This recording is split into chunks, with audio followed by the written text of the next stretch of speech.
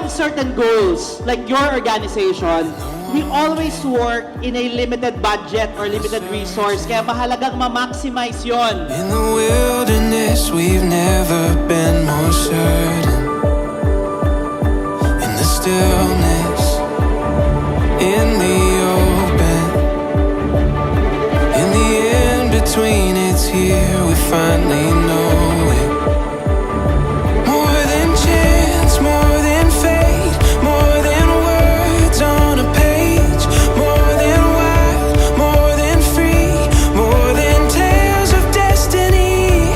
I could dream every night, but I'd never get to find what we found right here.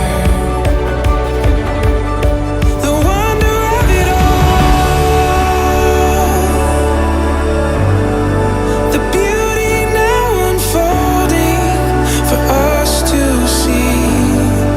Silent miracles. Sino mga nabawasan ng water lily pads? Taas nga ng kamay. Ayan, marami-rami. So may mga crocodiles rin sa buhay natin. Tama ba? This can be the many challenges we face as an individual, as a group, or as a unit, or as an office, or as an organization as a whole. And these crocodiles can limit or can even lessen or affect our resources. As we walk through every season, there's a purpose to the motion, we can feel it. When the raindrops turn to roses, we'll be patient with the waiting as they open.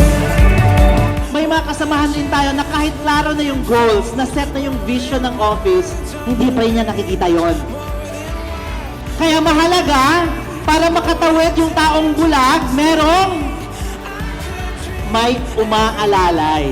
We need to assist those who cannot see the vision para hindi sila ma-iwan. No one is left behind.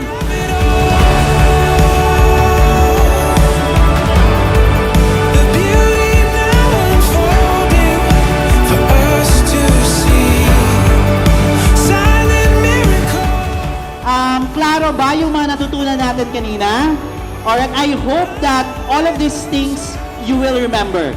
Because while we do our team building activities, we laugh, we yell, we shout, we perhaps cry, or napakasobrang ng excitement natin, mahalaga pa rin na dapat may mga natututunan tayo. Alright?